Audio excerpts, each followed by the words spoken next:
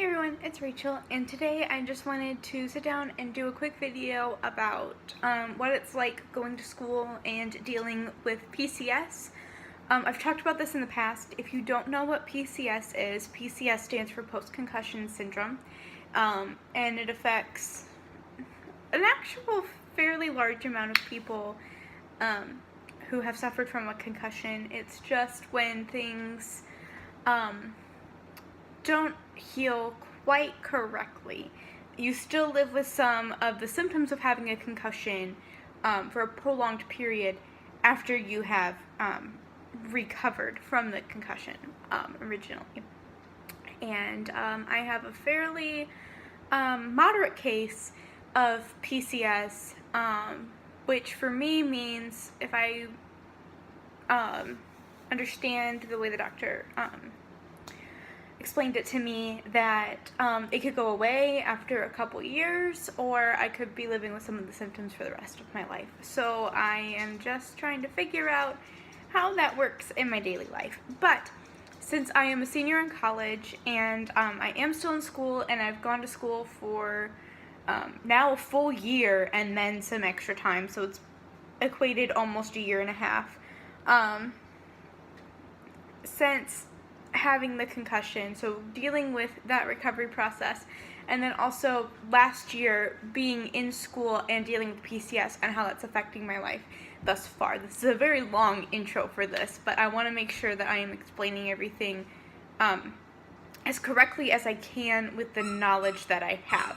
So if I say something incorrectly, I apologize. This is just the way that I've understood it through my research and through my doctor's visits.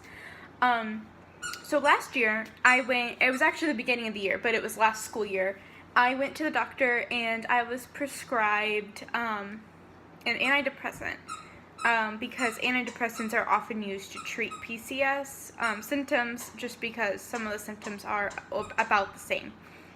I was prescribed, I believe it's amitriptyline, I think is how you say it, and I took it for a while, and it made me very tired and all of that. So I was having to take naps again, which is something, if you've watched some of my older videos when I was talking about recovery for concussions and like updates on that as they were happening, you saw that I had to take naps very frequently throughout the day just to be able to get up and get moving. If you hear a squeaky noise, I'm sorry. It's my sister's dog. He got a new toy and he loves it, especially a squeaker. So that's what that is. Yeah, he pulled down one of my blankets and made a bed and then brought his toy, so that's what he's doing. So PCS and school. For me, I know it's different for everybody. My symptoms that I deal with on a daily basis are migraines, some blurry vision, but that normally is associated with the migraine, and dizziness. Those are the main ones that I deal with, and on occasion, nausea. That's normally associated with dizziness, or when dealing with extreme temperatures, because I am also now very sensitive to temperatures, and I don't know why that is. I don't feel like that's necessarily a normal symptom, but my doctor assured me that it's normal with all of this. I also sometimes will lose feeling in some of my limbs, like my hands and my legs mostly. So those are the ones that I deal with most frequently. And actually, not that long ago, I had to miss an entire day of classes. I just had to stay home, call off everything. I even had a special meeting I was supposed to go to, and I just had to call everything off and stay home because I had a migraine that was so bad I couldn't even focus on the road, and I couldn't drive, and I'm a commuter student with a fairly large commute. So, well, I guess it's not fairly large when you compare it to other people, but I end up driving about an hour and a half every day standard, sometimes more than that. So, I have a fairly decent commute every day, and I couldn't focus on the road, and my reaction time was slow, so I didn't feel safe driving. I'm gonna sneeze. I didn't feel safe driving on the road, and so I just emailed everyone and was just like, hey, I'm sorry, I'm having a really bad day. I have a really bad migraine. I can't drive, so I'm sorry I can't come in. But I'll be able to get notes from people in the classes I need notes, and I'll make up everything as I need to. So that is what what do you have? What do you have? He's showing me his toy. Yeah.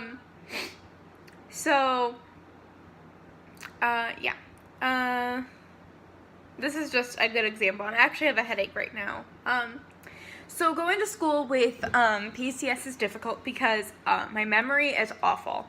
So testing is always very hard. I've always had testing anxiety anyway, and when you pair it with not being able to recall information very quickly, it can just become even more frustrating. So I just go in knowing that I'm going to have to study harder, and if I don't recall everything, it's not necessarily my fault. And just forgiving myself if I don't always remember specific details on exams or essays or anything like that.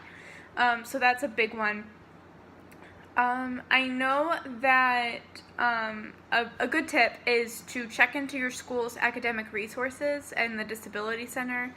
I could technically qualify to go through that, and then they would have to give me extensions on assignments and projects and tests, and I would have to be in a special room. But for me, that is just an extra barrier for something that I don't want to, because I feel like my professors have already given me such special treatment, and I really appreciate it, but at the same time I feel guilty about it because of the condition.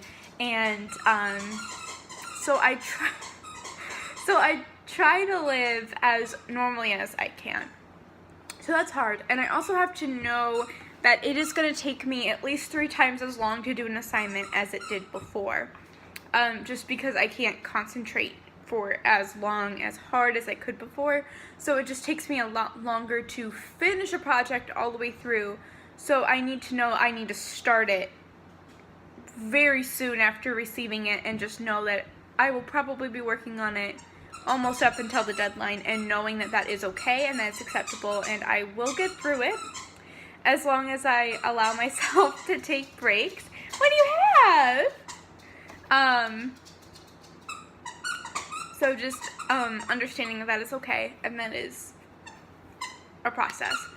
In addition to that, something that I always carry with me, I always have Advil and Dramamine on me, just because you never know when something's going to hit you and you're going to need it.